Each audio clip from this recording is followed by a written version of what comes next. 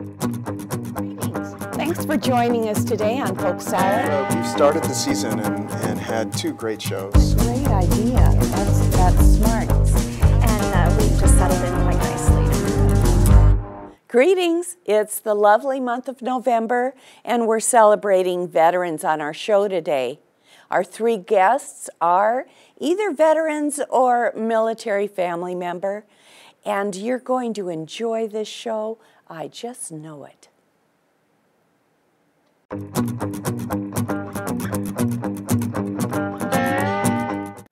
And we're here with Paul Evans. He's the representative for the Oregon House 20. Yes, ma'am. District 20, and a veteran. And today being November and having the Veterans Day coming up, we're going to be celebrating veterans, and our first guest is Paul.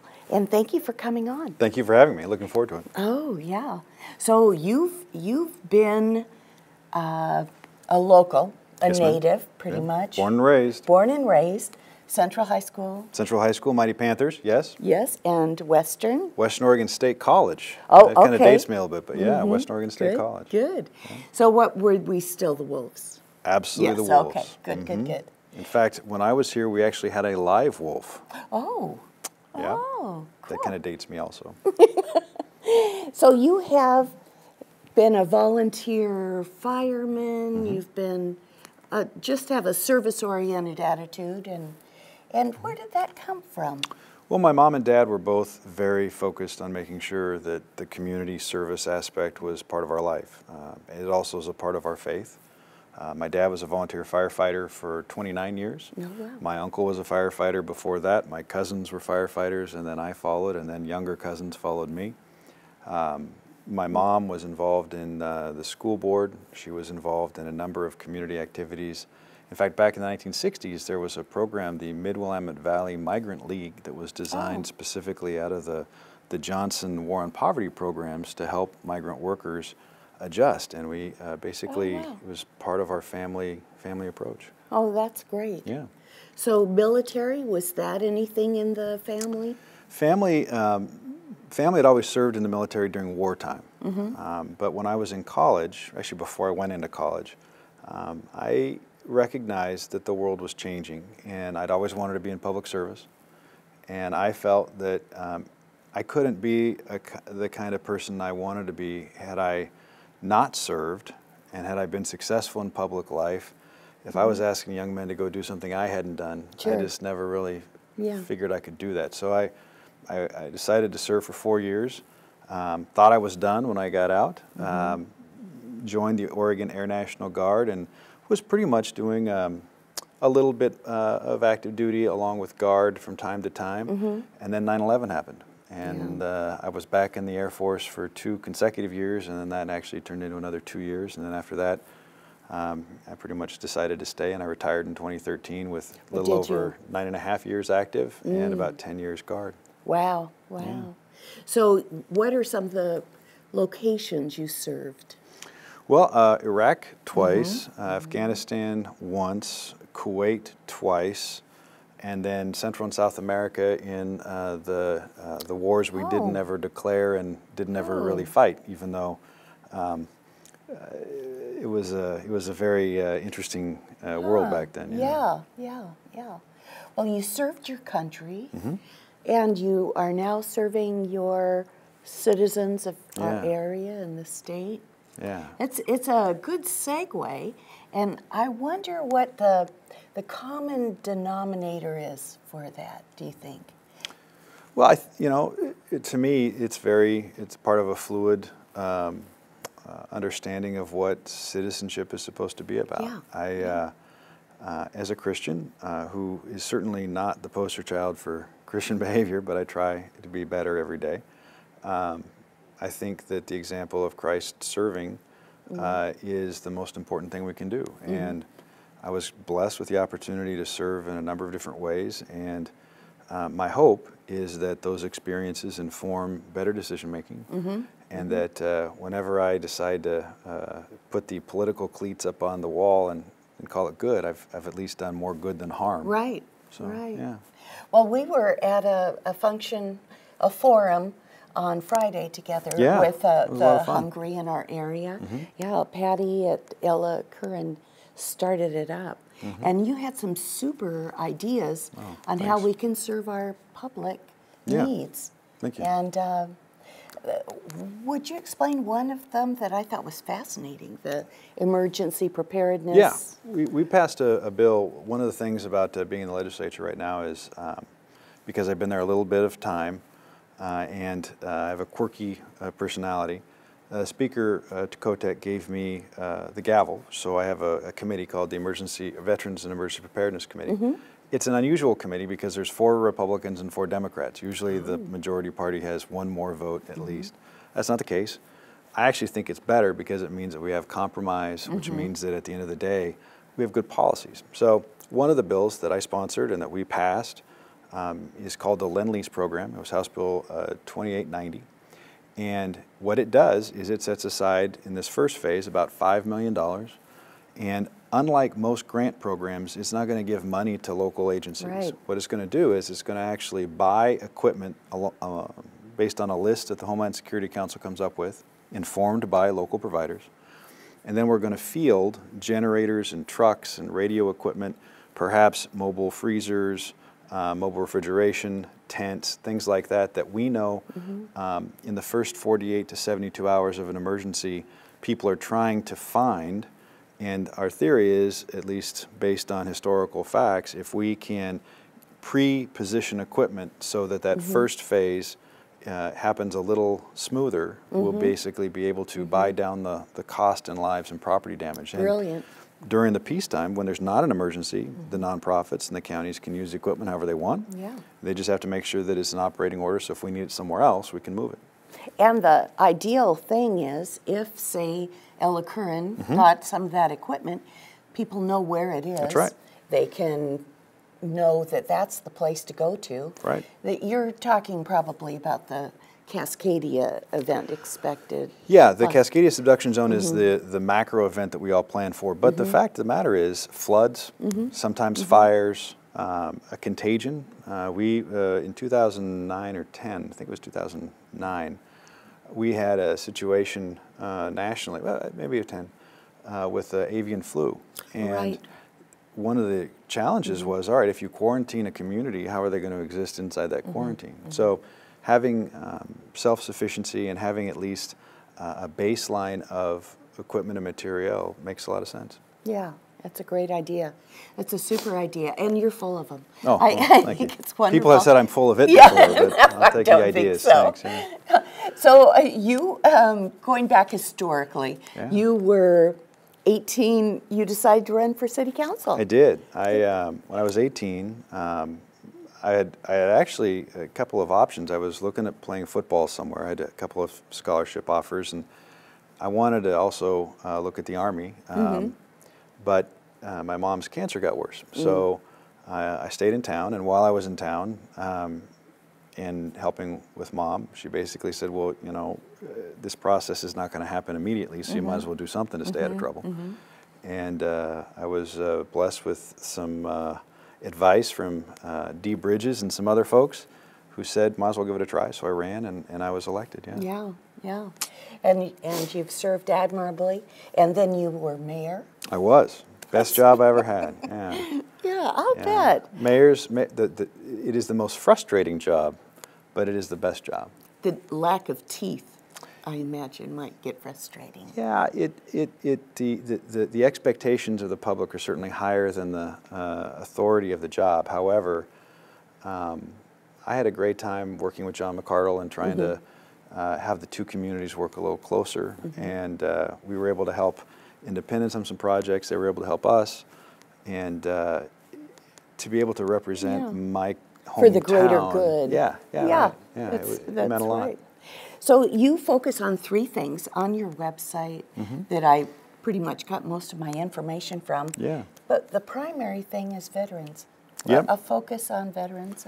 Veterans, and the reason for that is because the one thing that I think separates veterans from non-veterans is not just the experience of military service, though that certainly is something, but there is an ethic related to military service that Yes. focuses on working together regardless of your differences for a shared mission.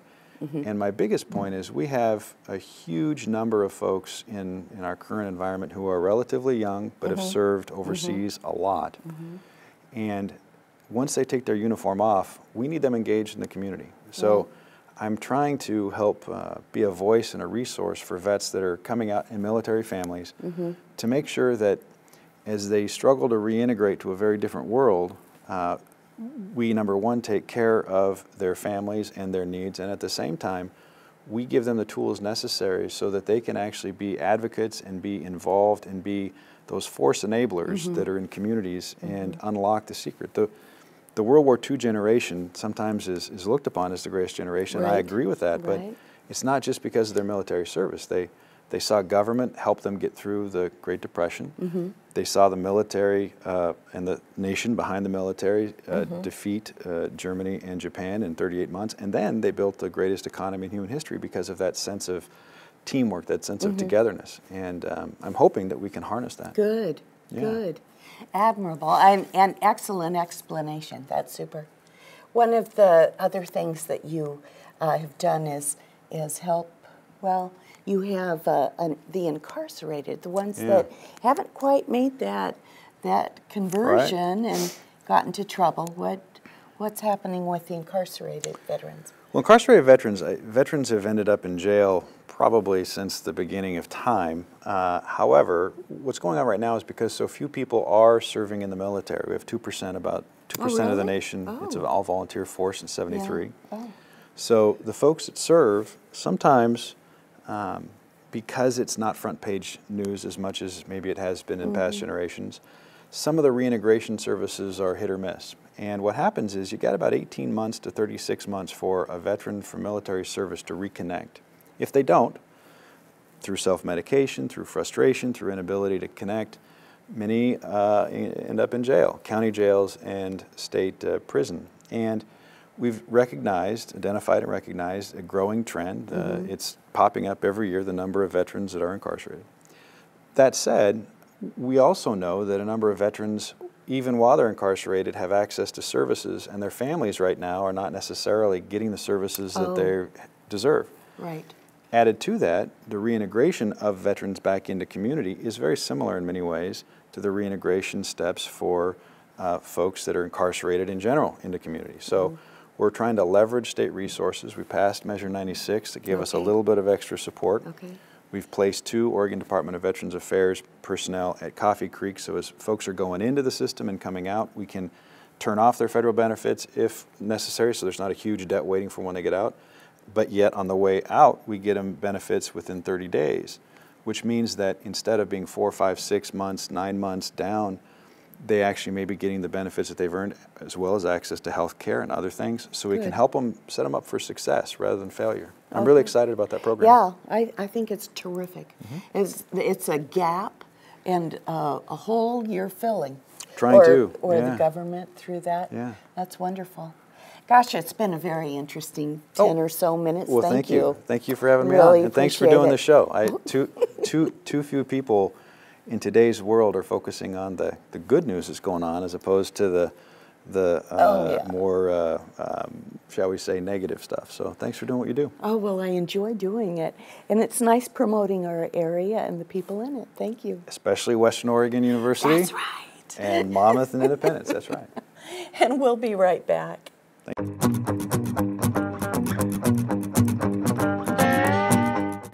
And we're here with Amy Christensen.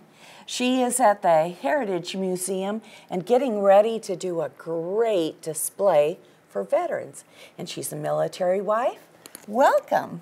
Thank you. I'm happy to be here. Thank you for coming on. We really appreciate it. I know you had to take time out and you're really wanting to get this display done. Yes.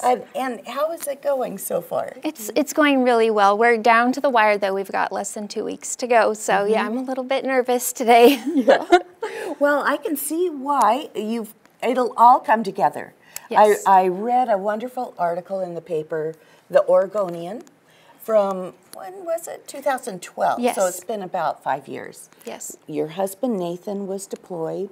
overseas, Yep. Afghanistan, and you were the emergency... I was the family readiness group leader, yes. Okay, so tell us what was involved in that or is involved in that. Okay, so the family readiness group, in the Guard, we're a Guard family, it's in particular important, I think, because for active duty families, they live on a military post pretty often, and they have FRGs as well, but they're all in a community to support each other.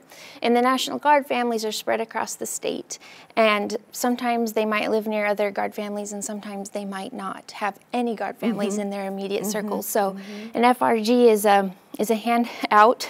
It's a support group. We host events, we feed soldiers, we help when we keep everyone up to date on what's going on with the unit. There's a lot of operational security issues, so sometimes maybe a wife or husband can't get in touch with their spouse and they get worried, but this spouse has heard from theirs that day so they can share that information. And so there's a lot of that, and there's also the charity aspect. We help out a lot in that way. When a family's house flooded or someone has a baby, we're there to help. I delivered a U-Haul of furniture to a family who lost their furniture in a flood. And things like that come up in a year's time when your significant other is gone. So it was a really big job and something that was incredibly rewarding, and I'm really glad I did it. And it's totally volunteer. Yes. And you put in over 1,000 hours. Yep. You had a newsletter. Now, that was that before Skype or not Skype, before FaceTime and Twitter and... you know, we didn't do Twitter. We had a lot of connections on Facebook, so we did have that. Okay. Yeah, so we had our monthly newsletter, and the spouse, it tended to be the wives. There was mothers, grandmothers, wives, husbands, but usually it was the wives that got together. We went out to eat maybe once a quarter or so just to stay connected. Good. And so at the time, you lived in Hillsboro. You had 3 young children? I did, yes. And you were doing that. Yeah. And you're missing your hubby. And I miss, but you know what, for our family, doing the FRG actually really helped me get through that year. Yeah, Good. I think for me it was a way to stay distracted, stay busy. I wanted to be as involved in his mission as I could be. I was very proud of him, and so having my hands in that deeply and knowing all the other families helped a lot. Yeah. So when Nathan came home, did your responsibility end? Or? No, I did continue to be the FRG leader for maybe about 4 more years. Of course, the duties changed quite a bit. It was more about Christmas parties and keeping in touch with families and things like that, so it was a little easier. And I did move up to the battalion position when my husband, he commanded the unit for a little while after they got home, and then he moved to a battalion staff position. So I did that for a little bit and then went ahead and stepped down because I homeschool our now 4 kids and was busy. Right. Yeah. That's, so, okay, history. Yes. You're from Oregon? Where are Yes, you? Nathan and I we met when we were in high school. We're high school sweethearts, and we've both pretty much been lifelong Oregonians. Little stints, his family was a military family, so he spent time in Germany, and but for the most part, yes. Where'd you go to high school? Glencoe in Hillsboro. Yep. Oh, so that's where family is? Yep, that's why we were there during deployment, yeah. You had a super support system, your church, your family. They were close by. Yes. So you were providing that support system to the other military wives whose family might not be close by. Might not be affiliated with the church. Yes. Our family in particular did have a really broad support system. Yeah. And not only that, but even just on our street, we had a veteran across the street. Oh, good. When Nathan got home, everyone had yellow ribbons out on their trees and balloons. And so, yeah, I was really fortunate in that my situation was good. Yeah. So was Nathan if he's from a military family, was he expected or did he feel the call? It takes a certain personality, I think, to serve the country. Yeah, it definitely does. And I think for him it was more of a call because we met really young. We got married and we went off to Oregon State together. And we actually had already had our first 2 children. before he came to me and said, you know, I really want to be in the military. And I've been avoiding it because I assumed getting married young and starting our family and being in school meant it wasn't possible. Yeah. And I said, go down and talk to the ROTC tomorrow. I'm fine with it. I fully support you. And so from then on, yeah, he joined the ROTC program. He enlisted in the Guard, and our life changed. So you, while he was going through training, you were the single mom. I was. With 2 kids at the time? Or at the did you have time, 3? when he was at basic training and advanced individual training, we had 2 children, and I was my senior year. So I graduated without him. That was kind of sad. Yeah, yeah. Yeah, but then once he got back, we had our 3rd, and then after deployment, our 4th. So yeah, we've been a busy family. And you're hoping to use your anthropology degree. Yes. Tell us what kind of things an anthropologist knows that benefits the community. Anthropology is a little bit broad because it covers cultural, biological, physical aspects. So for me, I did kind of a general anthropology degree. I took a little bit of all the classes I could, and I really enjoyed it, but it came from a passion for museums. Oh. I love history. Hello, perfect. Yes, and perfect. Nathan, his degree is history, so we both, that's our interest as a couple. And so when we moved to Independence 2 years ago, I went for a walk with my daughter. We moved to the historic district downtown. Oh, good. Uh-huh. We went for a walk in our new neighborhood, and there was a museum. I was thrilled. I went through it with my daughter, and I just had a feeling that it was going to be a part of my life. Good. Yes. Good. Right. Right. And the email you sent me said that you and Nathan walked through and went, oh, this needs doing, this needs doing. Yes. They could do this and this and this. And then you present these terrific ideas to the board. Or? So here's what happened. I got myself in trouble because I went through the exhibit with my husband. I was asked to keep the museum open one day. I'd been there long enough to be entrusted with that responsibility. And him being a history buff and a veteran was walking around saying, in the military exhibit in particular, this needs improvement, and why is this not labeled, and why is this here? This doesn't, connect to our area. And so I made this really extensive list in one of those yellow notepads. I think it was maybe 2-3 full pages of notes. Oh, wow. I took it to the assistant director there, and she said, great, then you do it. Good. Well, it's going to be so wonderful, and it will open the day before Veterans Day, right? That's right. So that was intentional. We decided if we're going to redo this military exhibit, let's host an event and make it a big deal and get everyone there that we can. So we decided that November 10th in the evening from 5 to 7, we're going to have an open house event. Good. So there'll be speakers. We're going to have local author and photojournalist John Bruning. He's going to speak. And some of his photos will be in the display. Yes, one of the new displays in the exhibit is his photos from the time he spent embedded with National Guard units. Great. Yes. So where would that have been, do you think? Where was he when he took the photos? He had... one of the times he was embedded in Iraq and Afghanistan. He was also with the unit that went over to after Hurricane Katrina. So, yeah, so there's a lot of different types of photos. They're beautiful. That's going to be terrific. That's going to be great. Yeah. So when I think of a veteran, I think of a certain mindset of service, of giving, of protecting. Was your husband an MP? Is that what you said? Yes, military police. Yeah. My brother was an MP too. Oh, nice. And I think they serve as the military police, and I don't think I know they do, and I know that's one step beyond serving. I think they're doing a little bit more. So it's a certain personality, I think, but now I'm finding that the same personality applies to the family. You are a giver. Oh, thank you. I think that's the bottom line. You're a giver, and you are a helper, and your family, I'm sure, is very proud of being part of the family with you. Thank you. So, thank you for coming on. I was very happy to be here. I can't wait to see the exhibit. It's going to be really wonderful. Yeah, good. And we'll be right back.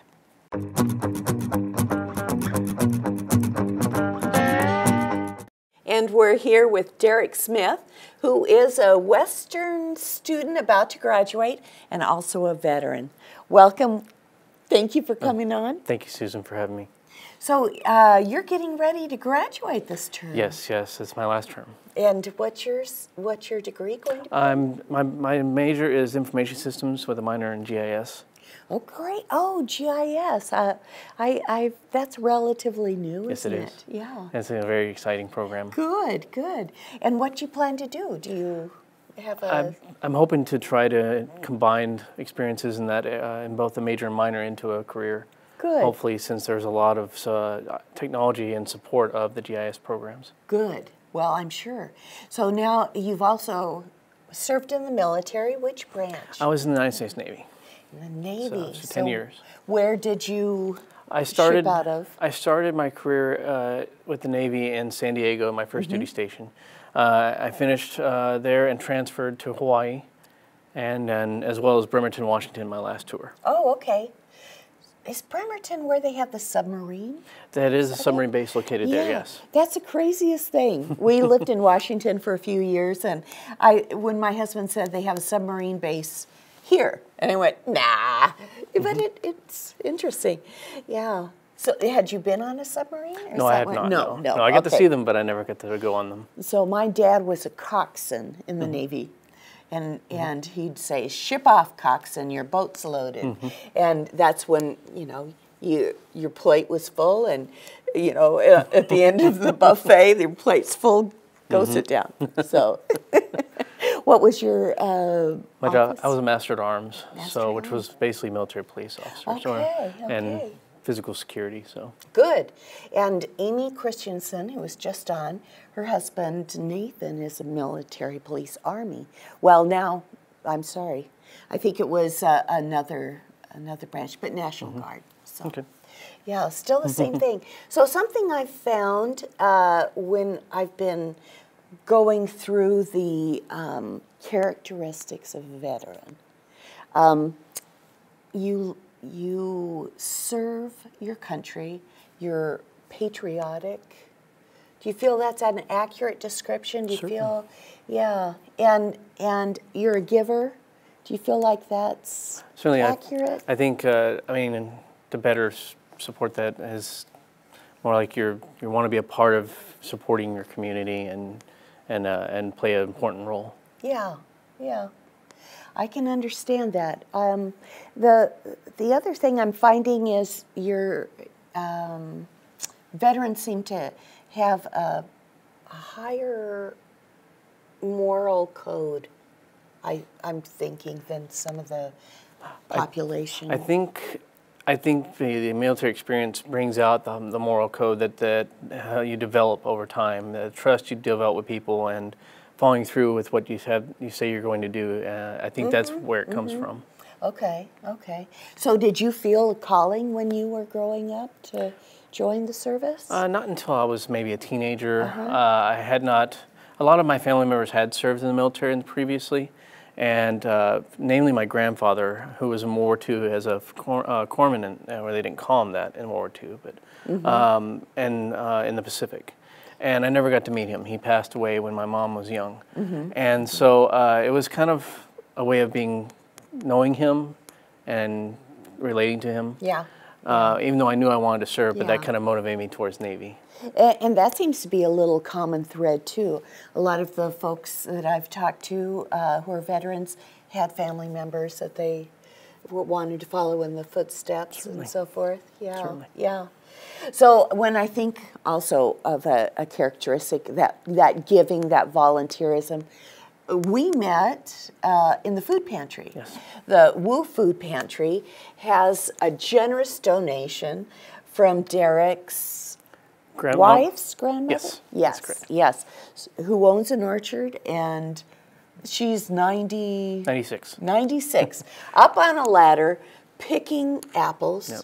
And you brought in 4 boxes, 5 boxes? About 100 pounds worth, yes. Yeah, crazy. It was super. It was nice. Now, they have kind of you're from Texas originally. Yes, that's correct.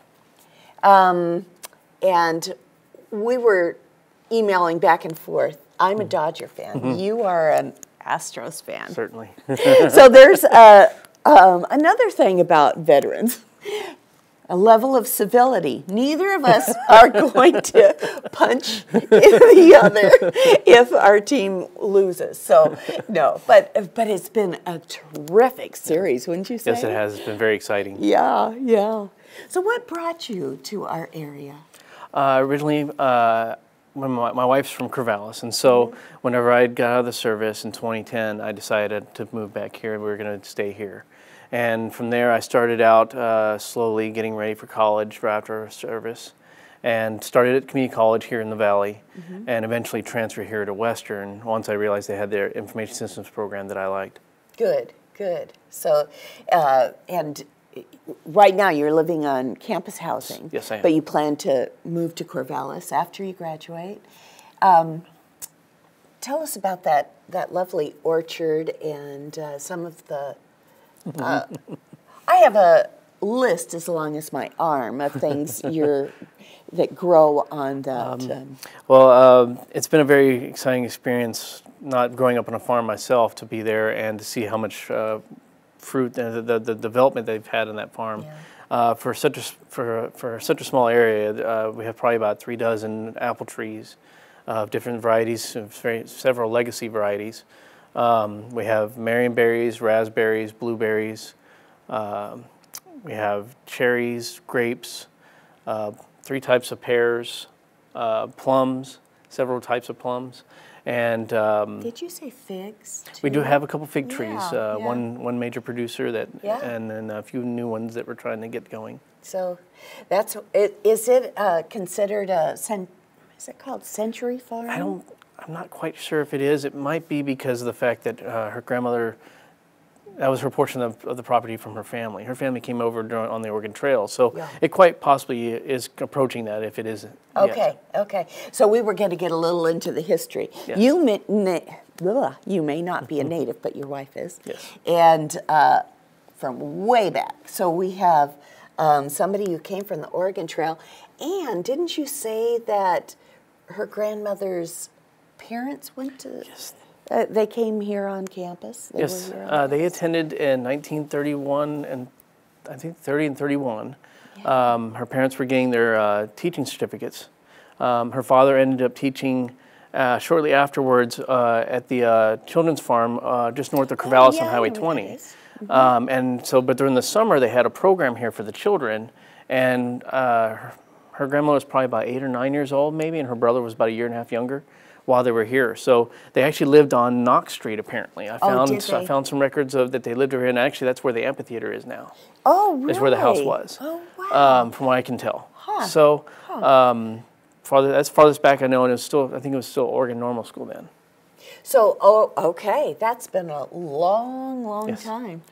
Didn't you say she hadn't been back on campus since 1938 or something? That's what she said. I think it was probably about the time that her mother and father were here was the last time that she came to campus when they delivered fruit last month. Oh, that's so that was terrific. actually kind of a shock to me. Yeah, yeah.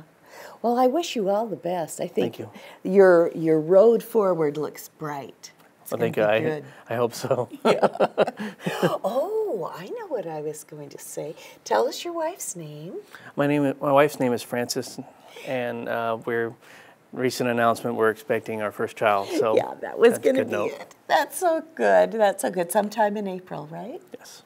Okay, so on that great news, we'll end. And thank you so much for coming on, Thank you Derek. very much for the opportunity. I appreciate it much. Yeah, thanks. And we'll be right back.